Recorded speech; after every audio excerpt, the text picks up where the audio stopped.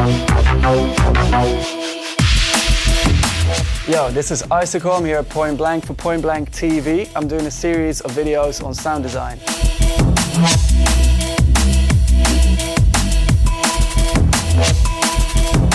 So this video is part 3 and I want to look at sound design specifically for bass lines, using FM8 once again, applying some processing steps as well, different modulation, and then looking at the first steps toward resampling and actually using the sounds created in your projects.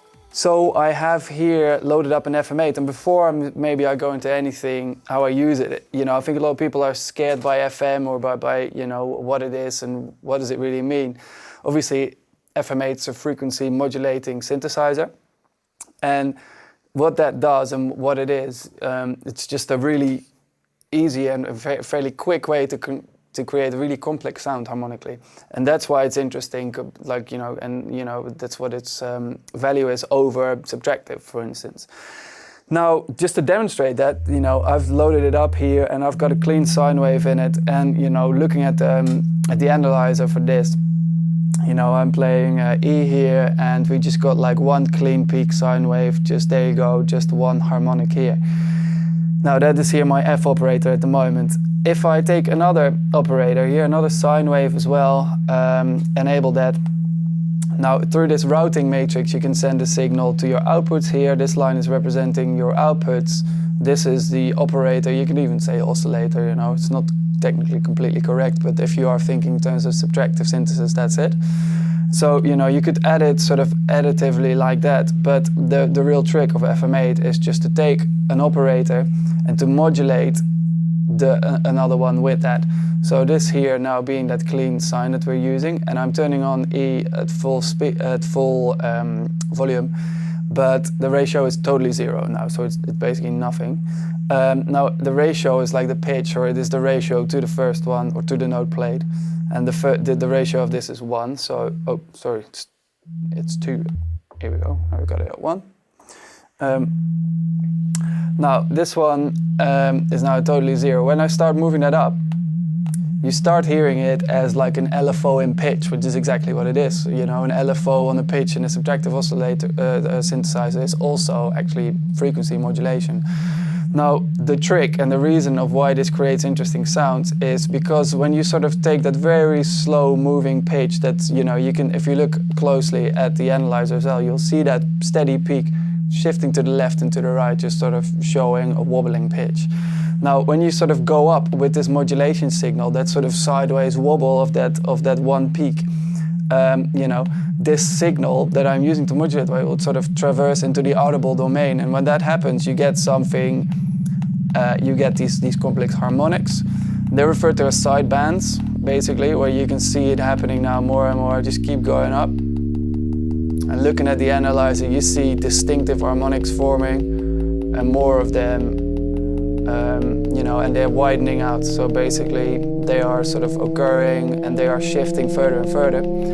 And I already see that I have, you know, just using 2 simple sine waves, you know, a whole bunch of harmonics here, all different sort of, you know, intervals. And I've created actually a very, very complex signal doing something very elementary.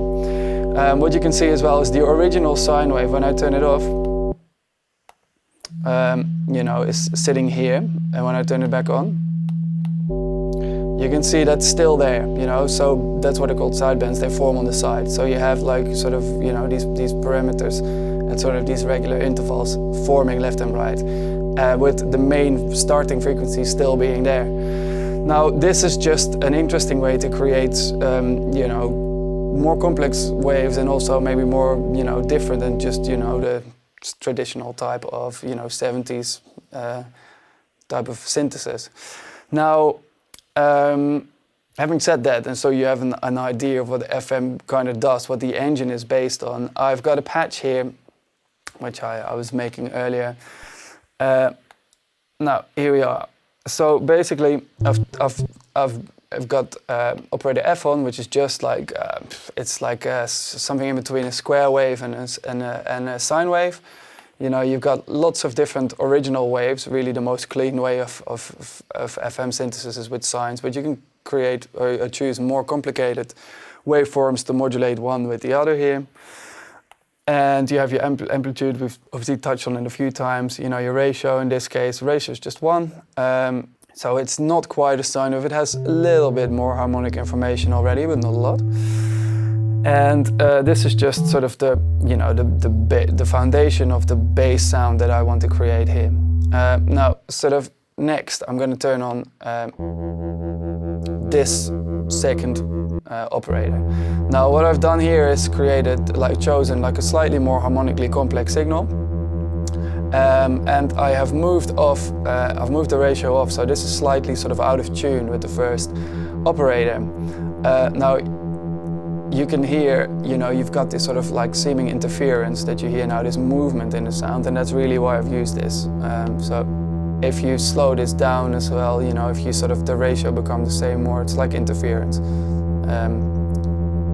You know, you can get this sort of obvious movement like you would do detuning in a normal, you know, like a subtractive type of synthesizer. Now, this is also very, very simple. The envelope on this is just straight as well. You know, as soon as I let go of the key, it stops.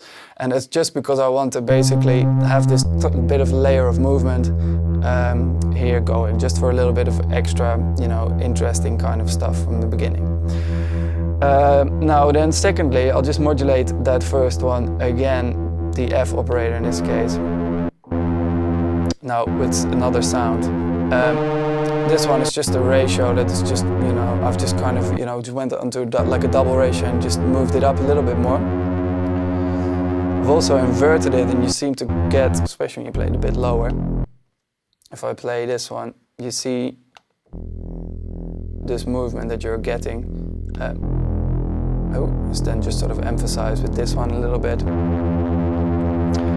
I'm getting something that sounds a little bit like sort of old schooly kind of Reese already with that type of movement. This is again fairly simple waveform, nothing too dramatic. And then here, this is kind of, you know, this is just me building sort of a foundation, something that has some harmonic contact that sits there. And then now I want to really start sort of adding details. Now, obviously, you can see this matrix. You can feed back into something. You can go crazy with all the you know, the FM sort of routing in this. But just to kind of, you know, to keep it simple and clean, I think, you know, just sort of modulating one operator with a couple of different ones will just show you what's going on. Now, this C here is it's called a soft triangle. You see, it's sort of a kind of you know, rounded off sort of triangle. It's at a very high ratio. And I've got especially the envelope here. So I've got it sort of rising. What's quite cool about this envelope, by the way, is it's got a looping sort of part to it here. If you right-click anywhere in the envelope, you create a new point. So you can create very complex sort of flowing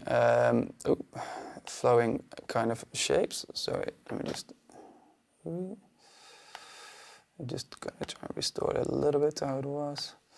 Oh, it's just that. There we go. Something like that. Also, what's great about these envelopes is if you hit tempo sync here, this grid that's behind it is actually in, you know, in your matrix editor sort of line. So you can just see where you are in time, like not just in time, but in beats. And this is cool to kind of get stuff that matches up a bit better to, you know, the tune that you're making behind it.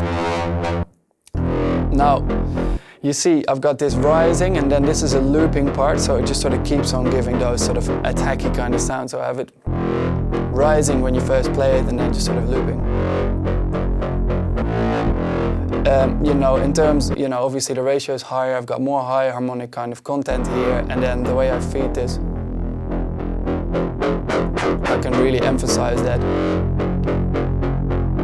So I've got this sort of foundation of this moving kind of sound, and then this is really sort of those top layer details. Now, obviously, you can just, you know, add more of them, and you can get very smart with your envelopes. You can have one envelope sort of that has an, you know, an articulation, and then there's a part where there is you know, is not so much articulation in one of the operators, and another one will take to the forefront. You can just really go very crazy with this kind of stuff, and really detailed and, you know, very morphing types of sound. Now when I'm sort of here, these are just the operator pages, so this is how the fundamental sort of signal that you're creating. Now here on the left, you can sort of navigate through the different pages of editing. So we're in the expert section now, which is all your, your envelopes, your operators, and the matrix edit. But it has a master section here, which is obviously pretty standard. I've transposed this sound down a bit because I'm trying to make a sub, like a bass line. But you've got some interesting things here. You got your unison, which is just a unison, but it sounds good if you want to sort of really widen the sound up. It can get a little bit much, so I just tend to not go too deep with that. And this pan obviously makes it more stereo when you do that as well. It should be pretty audible. Now that's just a kind of, just standard unison. This digital parameter here is definitely an interesting one. It really adds some sort of like kind of big crushy distortion into it, but it also brings out a lot of definition in your mids, I find. If you can live with the sort of noise at the top or filter it out at a later stages, it's definitely a nice way to get more articulation out of FM8. There's a mono setting as well, which just simplifies the waves as well. If you turn the unison off and you get a really clean, simple sort of sound that is sometimes, good to have as a starting point when you go heavily on the processing. At the moment, I think, not too much of this digital.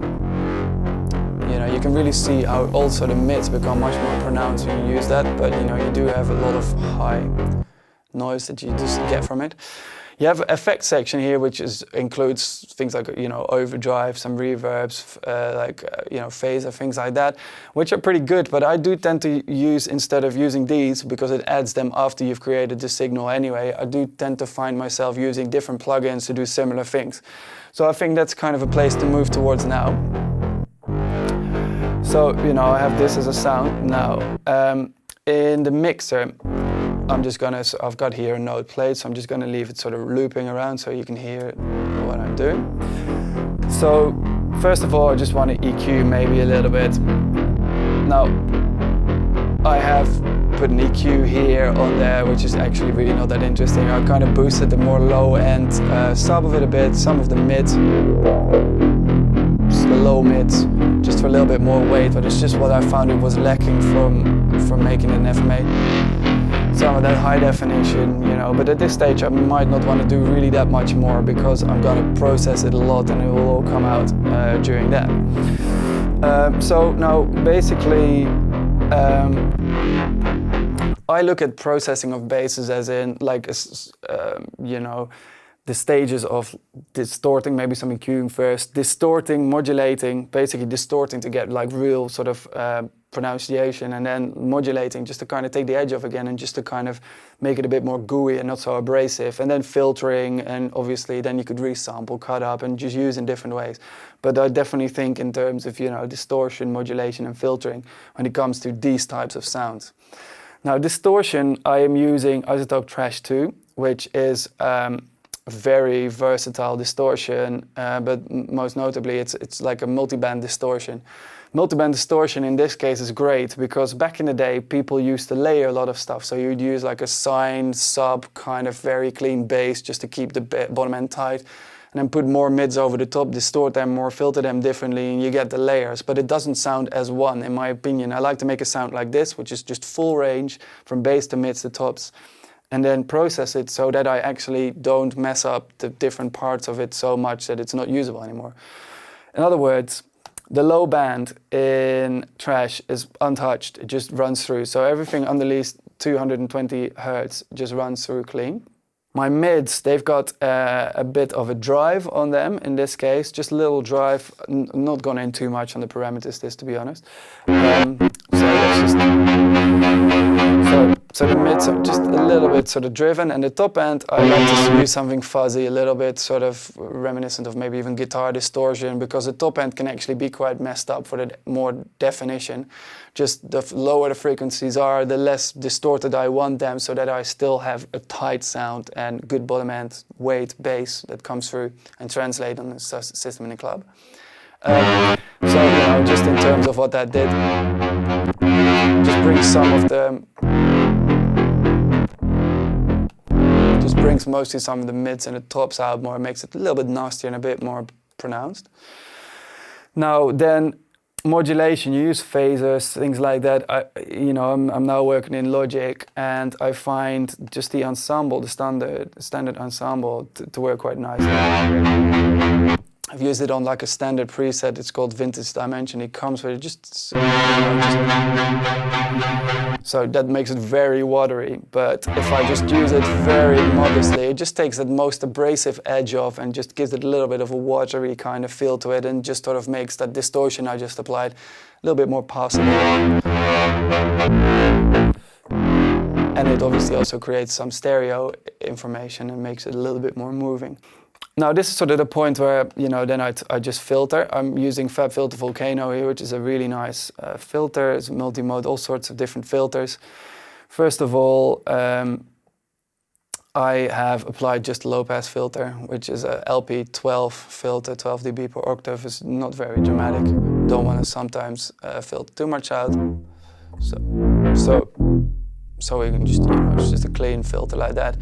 And what's great about Volcano is that you can just got loads of options for modulation here at the bottom. Now you can just add like a modulation source like this. XLFO is what I've used here.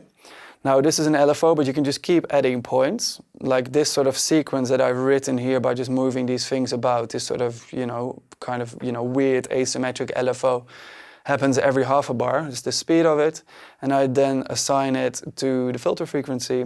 Just open that up, and you.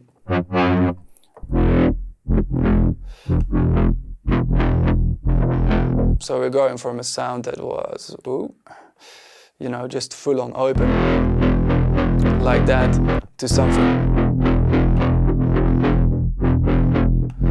that's just more movement. Now you have obviously that kind of articulation of the bass, and this filter that moves in a slightly different way, so they're kind of moving against each other and, creating sort of articulations, different articulations like that. Now, the way I like doing this kind of stuff is because, at this stage, I wouldn't now just go and make a tune out of it. I'd want to resample this. So even if I just sort of take this a bit more extreme and make this sound that I've now created 4 bars long, let's say. Here we go.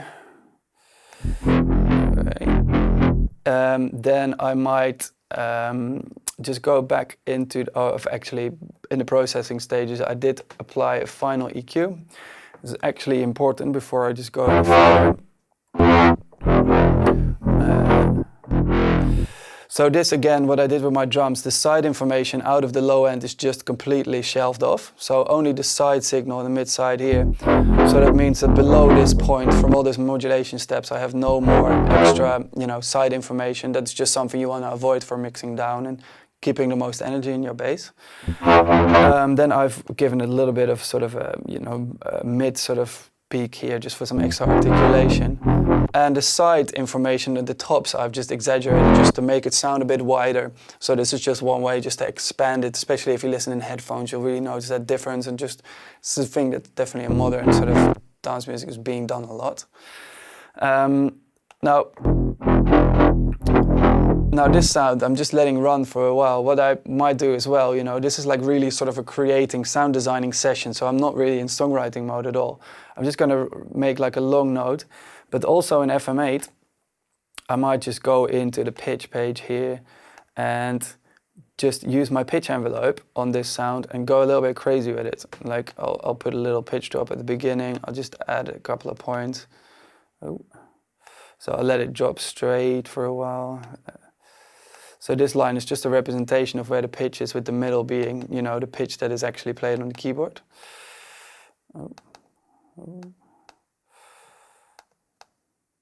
This is a little annoying without a mouse. Come on. There we go. Let's just tempo sync it so that I know that I've basically been doing this for enough time, for 4 bars as I've drawn the note. Let's just listen to it while we're doing this with.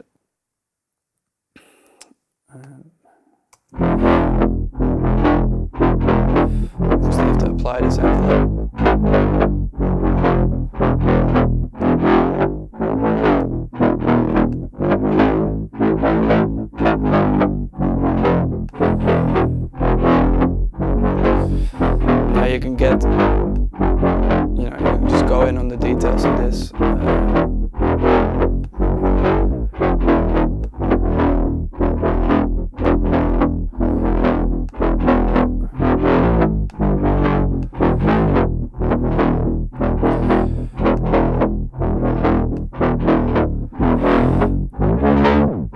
if we want this. Now basically I just end up creating lots of long sounds that just move all over. They hit the steady note for a while and they move, not to create something that sounds really good, but just to get weird little bits of articulation that you can just cut out and then use as little bits.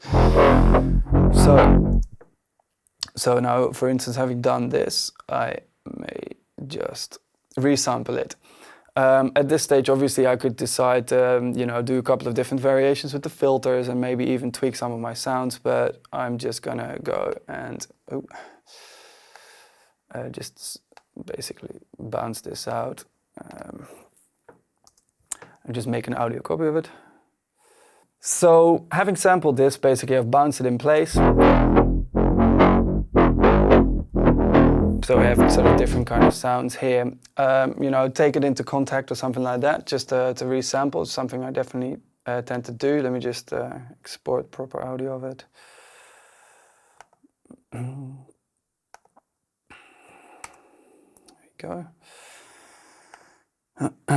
So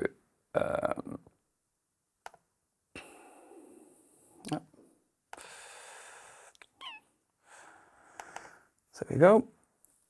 New instrument channel. Just load up Contact.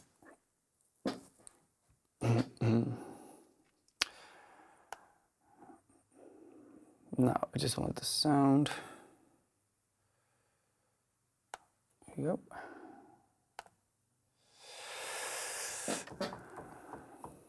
Oh, didn't sort of the channel. There we go.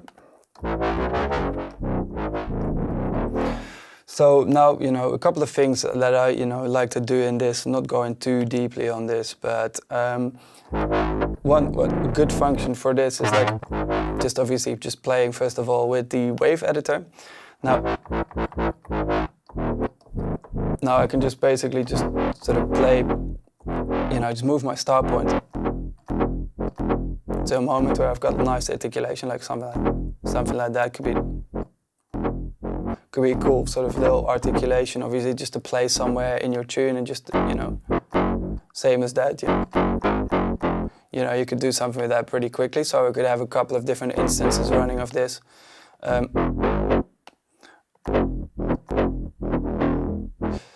So we have all these sort of different little bits of those filters kind of coinciding differently, and obviously my pitch drifting all over. Bit of a problem if you're gonna have to tune this, but you have to do it by ear. It's kind of how you get those interesting kind of pitch drops in the bass though. So, just sort of clicking through it, you sort of figure out some interesting parts you might want to use, and just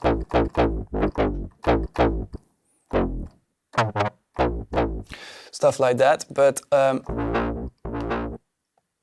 also one function that just sort of turns out to be really handy is just the loop function here. I want to just quickly touch on that.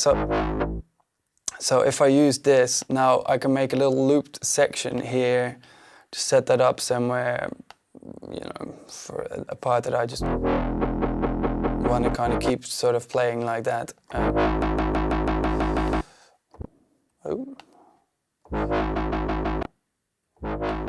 Give a little of crossfade so that it doesn't click too much.